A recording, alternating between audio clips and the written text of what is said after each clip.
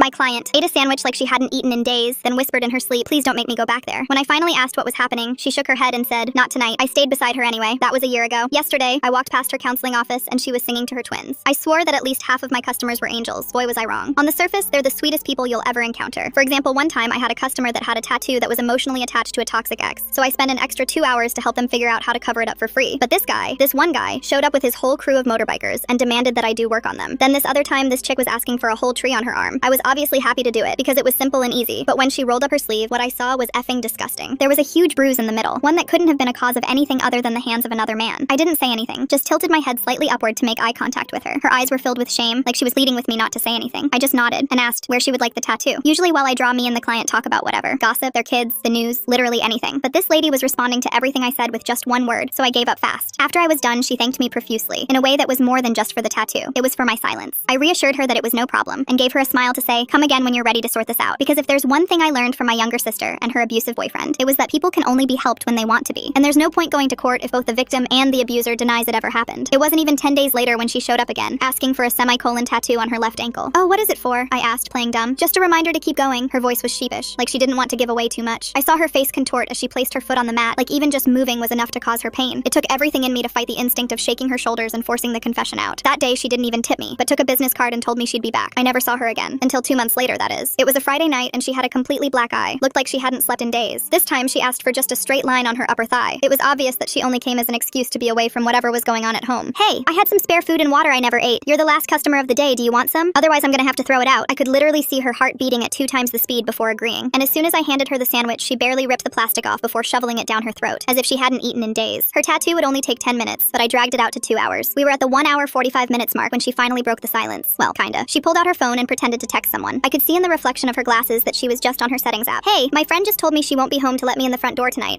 Is it cool if actually, you know what? Don't worry about it. Never mind. Of course you can stay here. I was actually planning on pulling an all-nighter to work on some stuff." I was lying through my teeth, but she bought it, or pretended to anyway. I could see her trying to hide her excitement, but the corners of her lips were turned up all the way. That night, she slept on the tattoo bed while I pretended to work on my computer. I had just finished another game of League of Legends when I heard her laughing in her sleep. I turned around smiling, but that's when I saw tears streaming down her face. I sat down beside her. "Please don't make me go back there. Keep me safe, please." I held her hand and nodded, and suddenly, she shot straight up and finally explained what was going on. Her boyfriend was a police officer, and a well-respected one at that. Except when he went home every day, instead of watching TV or drinking a few beers, he'd spend the night wailing on her. He called it their little game. She had nowhere to turn, except for now. I opened my mouth to ask more, but she shook her head. "Not tonight," she said quietly, before turning her back and going back to sleep. The next morning, there was a knock at the door. It was the police. 3 officers stood at my door, their uniforms crisp in the morning light. The lead one stepped forward, and my stomach dropped. Officer Derek Johnson, all 6 feet 2 inches of him, with those cold eyes that scanned right past me into the shop. His hand rested casually on his service weapon. "We're looking for Rachel. Her family's worried sick about her." I kept my face neutral while my mind raced. Rachel was hiding in the supply closet, barely 15 feet away. I forced myself to look confused, tilting my head slightly. "Haven't seen any Rachel. Just closed up for the night." I gestured vaguely at the empty shop behind me. Derek pushed past me without waiting for an invitation. The other 2 officers exchanged uncomfortable glances but followed him inside. One was older, graying at the temples. His badge read Martinez. The younger one, Williams, couldn't have been more than 25. "We have probable cause. Missing person case." Derek's voice carried that particular tone cops use when they expect immediate compliance. I pulled out my phone and started recording, following them around my shop. "This is private property. You can't just barge in here." Derek ignored me, methodically checking behind the counter, in the bathroom, anywhere a person might hide. Williams drifted toward the supply closet, and my heart hammered against my ribs. That's when Rachel's phone vibrated. The sound came from her jacket, draped over the chair where she'd left it. Derek's eyes narrowed instantly. "That's her ringtone." His voice went dangerously quiet. I said it myself. I lunged for the jacket before he could. "Oh, that's mine. Client left it last week. Same ringtone. Weird coincidence, right?" Derek snatched it from my hands, his facade of professionalism cracking. He dug through the pockets and pulled out Rachel's ID. The temperature in the room seemed to drop 10 degrees. Williams had reached the supply closet. His hand was on the doorknob when he called out, "Should we check in here, Sarge?" Derek waved him off too quickly. "She's not hiding in a closet. Check the bathroom again." Something in his tone made me realize the truth. He didn't want witnesses to whatever he'd do if he found her. Martinez must have sensed it too because he stepped between Derek and the closet. "Let's file the report at the station, Chen. She'll turn up. Always do." Derek's jaw clenched, but he couldn't argue without seeming suspicious. He pulled out a business card and pressed it into my hand hard enough to leave marks. "Call me immediately if she shows up, for her safety." The threat behind those words was crystal clear. They left, but I waited a full 5 minutes before letting Rachel out. She emerged shaking, tears streaming down her face. I locked the door and pulled the blinds. "He has a tracking app on my phone," she whispered, "but I left it at home as a decoy. I knew he'd check there first." She pulled out a tablet from her bag and showed me a hidden cloud account. Photo after photo of bruises, cuts, documentation spanning 2 years. The bruises formed a clear pattern of escalation. Arms, ribs, places that wouldn't show in uniform. The shop's landline started ringing. Derek's number flashed on the caller ID. I let it go to voicemail. Then it rang again and again. By the 4th call, I unplugged it, but not before hearing the increasingly unhinged messages he was leaving. "You don't understand," Rachel said, her voice hollow. "His network goes everywhere. Other cops, judges, even my therapist reports to him. Last time I tried to leave, he had me put on a 72-hour psychiatric hold." My phone buzzed. A text from my sister Mia lit up the screen. "Cops at my work asking about you. What's happening?" Rachel saw my face voice and started hyperventilating. He's mapping your connections. He'll threaten everyone you love until you give me up. I checked the security camera feed from the store across the street. Derek's personal car had been circling the block every hour since they left. Then my phone rang, my parents' number. Sweetie, the police just came by for a wellness check. Said they were worried about you. What's going on? After I hung up, Rachel broke down completely. I have to tell you something. I'm pregnant. That's why I finally ran. I couldn't let a child grow up in that house. The weight of her words settled over us. I made a decision and called a number I'd memorized but never used. A contact from the Domestic Violence Underground Railroad. I need a safe house. Tonight. The voice on the other end was calm, professional. Location? Getting there meant crossing the entire city. Derek had patrol cars at every major intersection. I could see them on the traffic app, stationed like a net waiting to close. Rachel put on my spare wig and jacket. We took back alleys, ducking between buildings, staying off main streets. Halfway there, a patrol car appeared at the end of the alley. My blood froze. Williams was driving, and he definitely saw us. Our eyes met through the windshield. He slowed the car to a crawl, maintaining eye contact, then he kept driving. The safe house was an apartment above a Vietnamese restaurant. The owner, Kim, met us at the back entrance. When she rolled up her sleeves to unlock the door, I saw old cigarette burns matching the pattern on Rachel's arms. No words were needed. Survivors recognize each other. You'll be safe here, Kim said, but we all knew it was temporary. I wonder what's really going on with the tattoo artist here. They seem pretty calm for someone who just got pulled into this whole mess with Rachel and Derek. Derek's reach was too long, his connections too deep. This was just the beginning of something that would consume all our lives before it was over. As I left Rachel in Kim's capable hands, my phone buzzed with notifications. My shop's online reviews were being bombed with 1-star ratings. Harbors criminals, unsafe environment, owner is unstable. The war had begun, and Derek had just shown me he'd use every weapon at his disposal. But looking back at Rachel's face in the window, her hand protectively over her stomach, I knew I'd made the only choice I could live with. Williams was parked outside my shop when I got back. He didn't get out, just handed me a piece of paper through the window and drove away. It was Derek's duty schedule for the next month. The battle lines were drawn. Some cops knew what Derek was. The question was whether that would be enough to stop him before someone got called. The morning news broadcast Derek's face across every screen in the city. He stood at a podium in full dress uniform, tears glistening as he pleaded for information about his mentally ill girlfriend who'd disappeared without her medication. The performance was flawless. Concerned boyfriend, dedicated officer, pillar of the community. I watched from Kim's restaurant as he dabbed at his eyes and thanked the public for their support. Rachel watched the broadcast on her phone, her hands trembling so violently she nearly dropped it. The lies poured from Derek's mouth with practiced ease. He spoke of her bipolar disorder, her history of paranoid delusions, the danger she posed to herself without proper treatment. Every word carefully chosen to discredit anything she might say. My shop phone rang nonstop. Rachel's mother sobbed through the voicemail, begging me to help find her daughter who desperately needed medical attention. Her father's message was angrier, demanding I stop enabling Rachel's mental breakdown. Derek had spent years planting these seeds, building a narrative that would protect him if she ever tried to escape. The 1-star reviews multiplied overnight, my business page flooded with accusations, harboring criminals, unsafe environment, owner mentally unstable. Each review posted from different accounts, but the writing style was unmistakably similar. Derek's network was mobilizing, and my livelihood was the first casualty. A health inspector arrived at my shop before I'd even finished my morning coffee. He wore a satisfied smirk as he cited violation after violation. Improper storage temperatures, inadequate ventilation, contaminated surfaces that had passed inspection just months earlier. The closure notice went up immediately, bright red against my window. Derek appeared at my sister's workplace 3 days in a row. Each visit lasted longer than the last. He'd stand by Mia's desk in full uniform, asking questions about Rachel's whereabouts with exaggerated concern. Other employees started avoiding Mia, afraid of guilt by association. Her manager pulled her aside on the 3rd day, suggesting she might be happier working somewhere with less disruption. Mia quit that afternoon. Her daughter had started asking why police officers kept visiting Mommy at work, whether they'd done something wrong. The fear in a 6-year-old's voice was enough to break anyone's resolve. Derek knew exactly which pressure points to push. Rachel attempted to file a report at a precinct across town. She'd barely started explaining her situation when the desk sergeant excused himself to make a phone call. 5 minutes later, he returned with a patronizing smile and Derek's number on a card. The blue wall was everywhere, impenetrable and absolute. I reached out to a journalist friend who'd covered police corruption before. We arranged to meet at a park outside the city, away from potential surveillance. She arrived with a recorder and notebook, eager to document Rachel's story. The interview lasted 10 minutes before a patrol car pulled us over for a broken taillight that wasn't broken. They confiscated her equipment and strongly suggested she reconsider interfering with an ongoing investigation. Kim's restaurant faced an ICE raid the following week. Agents stormed in during the lunch rush, demanding documentation from every employee. Kim's papers were perfectly legal, had been for 20 years, but that didn't stop them from shutting down service for the entire day. The message was clear: help Rachel, pay the price. Rachel broke down that night, curled in the corner of the safe house bedroom. She insisted on returning to Derek, couldn't bear watching innocent people suffer for her choices. I held her while she sobbed, feeling the baby kick against her ribs. The life growing inside her was the only reason she'd found courage to run. Now even that felt selfish. My parents called the next morning, voices shaking. Someone had spray-painted cop killer across their garage door in the night. The security camera that should have caught the vandals had mysteriously malfunctioned. When they'd called to report it, the officer taking the statement suggested maybe they should talk to their child about the company they keep. Derek's partner showed up at my closed shop alone. Officer Ramirez knocked on the back door until I answered, his face drawn with worry. He glanced around nervously before explaining that Derek was spiraling, becoming reckless. Other officers had noticed, were getting uncomfortable. He urged me to convince Rachel to return before someone got seriously hurt. The warning in his words was unmistakable. This wasn't a threat, but genuine concern from someone who'd seen Derek's capabilities firsthand. Williams arrived at the safe house at 2 in the morning, out of uniform and clearly terrified. He handed me a USB drive with shaking hands, explaining he couldn't watch anymore. The drive contained Derek's duty schedule, patrol routes, and something more. Body cam footage other officers had tried to delete. Frame after frame showed Derek's violence, fellow cops turning away while he disciplined suspects with excessive force. The footage revealed a pattern spanning years. Williams had done his research, found 3 other women who'd filed complaints against Derek. All had either recanted their statements or disappeared entirely. One name made Rachel gasp: Sarah Hendricks. Derek had told her Sarah moved to Florida for a fresh start. The truth was darker. Sarah's body had been found in her apartment, ruled ruled a sewer slide despite friends insisting she'd never shown signs of depression. I contacted the FBI through a domestic violence advocate who knew channels outside local jurisdiction. Agent Carol Shaw agreed to meet, her expression grave as she reviewed our evidence. She admitted they'd been monitoring Derek for months but needed concrete testimony to move forward. The bureaucracy of federal investigation moved slowly, especially when the subject's uncle served as deputy chief. Derek's response was swift and brutal. My shop windows shattered in the night, glass scattered across the floor like deadly stars. Snitch was painted across the walls in red letters 3 feet high. The insurance company declined my claim within hours, too high risk given the ongoing criminal investigation. Rachel discovered she was carrying twins during an ultrasound at a free clinic. 2 heartbeats fluttered on the screen, doubling both her joy and terror. The stakes had tripled overnight. 3 lives now depended on escaping Derek's reach. Kim connected us with an underground network specializing in relocating abuse victims. They could provide new identities and safe passage internationally, but the cost was staggering, $50,000 for complete disappearance. My savings account held $12,000. The crowdfunding page I created was shut down within days, flagged as funding criminal activity. PayPal froze my accounts based on suspicious activity reports. Marcus Rodriguez contacted me through encrypted channels. Derek's former partner from 5 years ago had been in hiding, carrying evidence of Derek's first victim. He offered testimony in exchange for protection, proof that Derek's violence had started long before Rachel. The price of his cooperation became clear when my nephew was arrested on fabricated substance charges, spending a night in county jail with violent offenders who somehow knew he was connected to someone opposing a cop. My nephew emerged traumatized, bruises covering his arms. His cellmate had casually mentioned that Chen sent his regards. An 18-year-old kid paying for my choices. The guilt was suffocating, but backing down now would make his suffering meaningless. Rachel attempted sewer slide 2 days later. The news report about my nephew had broken something inside her. Kim found her in the bathroom, pills scattered across the floor. The hospital's mandatory reporting meant Derek would know their location within hours. We fled before the paperwork was even complete. The car chase through downtown was like something from a movie. Derek's voice crackled over police radios, coordinating pursuit of a dangerous fugitive. A helicopter joined the hunt, spotlight piercing through alleys as we abandoned the car and ran. Williams appeared at a crucial intersection, his patrol car conveniently stalling just as Derek tried to pass. His suspension came through before we even reached the next safe house. The FBI finally raided Derek's home. What they found turned even seasoned agents' stomachs. Torture implements, trophies from victims, Rachel's jewelry she thought she'd lost, Sarah's driver's license preserved like a hunting trophy. Derek went underground immediately, but half the force still protected him. Sightings poured in from across the city, officers helping him stay one step ahead. My shop burned to the ground on a Tuesday night. Security footage showed uniformed officers standing watch as flames consumed everything I'd built. Derek's crying performance on TV deserves an Oscar. Watching him dab at his eyes while calling Rachel mentally ill is like watching a wolf complain about sheep being too fluffy. The fire spread to adjacent businesses before firefighters arrived. Mrs. Chen from the flower shop next door was hospitalized with smoke inhalation. The community that had once supported me now saw me as the source of their troubles. Death threats arrived daily. My phone buzzed with graphic descriptions of what would happen if I didn't convince Rachel to return. Former customers crossed the street to avoid me. The tattoo community blacklisted me as too dangerous to associate with. Rachel went into premature labor during a particularly stressful night. We rushed to the hospital under assumed names, but Derek's network had infiltrated even medical facilities. A nurse casually mentioned that Officer Chen had been asking about pregnant women matching Rachel's description. We barricaded ourselves in the delivery room. The emergency C-section happened while I stood guard at the door. 2 tiny fighters entered the world at 32 weeks, their cries weak but determined. A boy and a girl, both struggling to breathe on their own. The NICU became our next battleground. Derek appeared in surgical scrubs, having slipped past security with his badge. Rachel's scream alerted staff, but their response was sluggish, conflicted. I tackled him before he could reach the incubators. As security finally pulled him away, he whispered his promise. He'd cull them all before letting us win. Agent Shaw personally led Derek's arrest in the hospital. The threat against newborns had finally given the FBI the urgency needed to act. Derek's last words before they dragged him away were simple. Blue protects blue. Even in custody, his confidence remained unshaken. The arrests cascaded like dominoes. 17 officers indicted for corruption, evidence tampering, conspiracy to obstruct justice. Williams testified before a grand jury, detailing years of cover-ups and intimidation. The police union lawyers arrived in force, defending every accused officer pro bono. Rachel testified via video link from a secure location. She described the torture, the threats, the forced pregnancy when she'd tried to leave before. The jury sat in stunned silence as evidence photos displayed the systematic escalation of violence. Derek watched from the defendant's table, his eyes never leaving the screen. Marcus Rodriguez never made it to trial. A professional hit disguised as a random shooting silenced his testimony forever. The message was clear. Cooperation had consequences that extended beyond Derek's reach. We were dealing with something bigger than one violent cop. The witness protection offer came with impossible conditions. Rachel and I had to decide within 24 hours whether to disappear forever. My family gathered at my parents' house, the tension thick enough to choke on. Mia held her daughter close while my mother paced the kitchen, wringing her hands. My father sat silent, his face aged 10 years in the past month. I explained the situation as gently as possible. The FBI couldn't guarantee our safety without complete relocation. New identities, new city, no contact with anyone from our past lives. My mother's sobs filled the room while Mia's daughter asked why everyone was crying. Rachel waited at a secure location with the twins, still in the NICU fighting for every breath. The medical bills were astronomical, but witness protection would cover everything if we agreed. The alternative was staying and hoping Derek's network wouldn't reach us from behind bars. My nephew arrived halfway through the discussion, still jumpy from his night in jail. He flinched when car doors slammed outside. The bruises on his arms had faded to yellow, but the psychological damage ran deeper. He begged me to take the deal, to get away before more people got hurt. The decision tore me apart. Abandoning my family felt like betrayal, but staying meant putting them in perpetual danger. Mia understood first, pulling me into a fierce hug. She whispered that protecting those babies mattered more than anything. My parents took longer to accept it, but eventually my father nodded, tears streaming down his weathered face. Kim's murder changed everything. The restaurant owner who'd sheltered us was found dead in her kitchen, the scene staged to look like a robbery. Nothing was stolen except her life. The message was clear. Derek's reach extended beyond prison walls. At her funeral, other survivors from her network stood together, a silent army of women who'd escaped violence only to live in perpetual fear. The trial moved at breakneck speed disappeared once the FBI took over. Federal prosecutors presented evidence methodically, building an airtight case. Rachel testified from a secure location, her voice steady as she detailed years of systematic abuse. The defense attorneys tried to paint her as mentally unstable, using Derek's carefully planted medical records. But the physical evidence spoke louder than any gaslighting attempt. I testified about the harassment campaign, showing documentation of every threat, every act of intimidation. The prosecutor displayed photos of my burned shop, my parents' vandalized home, the systematic destruction of everyone who'd helped Rachel escape. The jury's faces grew grimmer with each piece of evidence. Derek's network began turning on each other as plea deals were offered. Officers who'd looked the other way suddenly remembered details they'd conveniently forgotten. The blue wall cracked, then crumbled entirely. 17 officers were convicted on various charges, their sentences ranging from probation to 20 years. The day of Derek's sentencing arrived with unexpected drama. As the judge read the verdict, 45 years to life, Derek lunged from his seat. He knocked over the defense table, charging toward where he thought Rachel was sitting. The bailiff moved to intercept, but Derek was faster, fueled by rage. The first shot caught Derek in the shoulder, spinning him around. The second hit his spine as he continued crawling forward, screaming threats. Court security surrounded him as he writhed on the floor, paralyzed from the waist down. His final act of violence had sealed his fate. He'd spend his sentence in the medical ward, dependent on others for basic care. Rachel and I entered witness protection 3 days later. The goodbye with my family happened at a nondescript office building. FBI agents standing guard. My mother clung to me, making me promise to stay safe. Mia slipped a photo into my pocket, her daughter's kindergarten picture, something to remember them by. The twins were transported separately, still requiring specialized medical care. Their premature birth had left them with underdeveloped lungs and other complications. The boy, especially, struggled with every breath. We were told they'd meet us at our destination, but the wait was agony. Our new city was nothing like home. Different climate, different culture, different everything. The FBI set us up with new identities. I was now a freelance graphic designer, Rachel a medical billing specialist. Our backgrounds were meticulously crafted, complete with employment histories and references that would check out if anyone investigated. I found a small commercial space and slowly built a new tattoo shop under my assumed name. The first customer who walked in had familiar bruises on her wrists. She didn't say anything, just pointed to a butterfly design in my portfolio. I understood. Word spreads in certain circles. There's always someone who needs a safe place. Rachel struggled more with the transition. PTSD manifested in unexpected ways. The sound of sirens sent her into panic attacks. Uniformed security guards made her freeze. The twins' health issues added another layer of stress. We found a therapist who specialized in trauma, someone who didn't need to know our real names to help. 1 year passed in our new life. The twins grew stronger, finally breathing without assistance. Rachel found purpose in helping other abuse survivors navigate the medical system. Her billing knowledge became a tool for reducing hospital debts for women fleeing violence. Then the news came through our FBI handler. 3 witnesses in related cases had been murdered. Someone was selling information from inside the witness protection program. We were moved again with 6 hours notice, leaving everything behind except what fit in 2 suitcases. The second relocation was harder. The twins were old enough to notice the disruption, crying for toys we'd had to abandon. I couldn't open another shop, too risky to stay in one place long enough. Instead, I worked from apartment to apartment, building a client base among other people living in society's shadows. Rachel trained as a nurse's aide, work she could find anywhere without extensive background checks. She came home exhausted but fulfilled, finally helping people in a tangible way. The twins started walking, then talking, blissfully unaware of why we never used their real names in public. Derek died in prison 2 years after his conviction. An inmate whose sister had been brutalized by police cornered him in the medical ward. The attack was swift, brutal, and final. The news reached us through official channels, delivered with clinical detachment. Rachel cried that night, not for Derek, but for the girl she'd been before he destroyed her life. With Derek gone, we cautiously tested whether it was safe to surface. I visited our old city wearing a disguise that would make a Hollywood makeup artist proud. The tattoo shop space stood empty, plywood over the windows. Someone had spray painted "Thank you for saving her" across the boards. Fresh flowers lay at the doorstep. Williams met me at a diner outside town. He'd made detective, working in internal affairs to root out corruption. He showed me photos of the memorial garden planted where Kim's restaurant had been. The community hadn't forgotten. He warned that some of Derek's associates still held grudges, but the immediate danger had passed. Rachel's parents desperately wanted to meet their grandchildren. The way Derek just happened to slip past hospital security with his badge makes me wonder about the depth of corruption here. How many people were still looking the other way, even after everything came to light? The risk assessment took months, involving federal agents, psychologists, and security experts. Eventually, a supervised meeting was arranged at a neutral location. Watching Rachel's mother hold the twins for the first time broke something inside me. Family connections severed by violence could never fully heal. We decided to maintain our hidden life despite Derek's death. The twins deserved to grow up without the shadow of their biological father's crimes. Rachel was pregnant again, this time by choice, with a child conceived in safety rather than violence. Our underground network had helped 17 women escape similar situations, each one a victory against systems that protected abusers. 5 years after that terrifying morning when Derek appeared at my door, I ran a thriving tattoo shop in our new city. The name on the door wasn't mine, but the work was. Rachel had become a certified domestic violence counselor, turning her trauma into a lifeline for others. The twins started kindergarten knowing only that their mother was brave and I was family. Our apartment walls displayed photos of the life we'd built. Birthday parties, first days of school, normal moments that felt miraculous after everything we'd survived. Rachel's pregnancy progressed smoothly, this baby growing in an environment of love rather than fear. We'd created our own family from the ashes of violence. The underground network continued operating through encrypted channels. Every few months, a woman would arrive at my shop with familiar bruises and a certain look in her eyes. I'd offer her water, a safe place to rest, and connections to people who could help. The cycle that started with Rachel had become a lifeline for others trapped in similar nightmares. Some nights, I still dreamed about my old life, my parents, Mia, the shop I'd built from nothing. But then I'd wake to the sound of the twins laughing, Rachel humming in the kitchen, and remember that some prices are worth paying. We'd lost everything and everyone we'd known, but we'd gained something precious, the chance to save lives and build a future free from violence. The shop's appointment book stayed full, my clients drawn by word-of-mouth recommendations from people who understood discretion. Each tattoo told a story, covering scars, marking new beginnings, reclaiming bodies from trauma. My art had become a form of healing, just as Rachel's counseling gave voice to the silenced. We never spoke of returning to our our old lives. The twins knew us only by our assumed names, their past erased for their protection. Sometimes Rachel touched the semicolon tattoo on her ankle, remembering the woman who'd walked into my shop years ago, desperate for any excuse to escape. That woman was gone, replaced by someone stronger, someone who'd learned that survival sometimes means letting go of everything except what matters most. Our story wasn't unique. Countless women lived similar shadows, fleeing violence that wore a badge or a suit or a friendly smile. But we'd found purpose in the hiding, creating ripples of change that spread far beyond our small circle. Every woman who passed through our network carried the message forward. Escape was possible, survival could become thriving, and sometimes the greatest victory was simply continuing to breathe free. Alright folks, that's a wrap. Appreciate you letting me ramble right along with you. What a ride it's been. Let's do it again sometime. Subscribe for more content like this.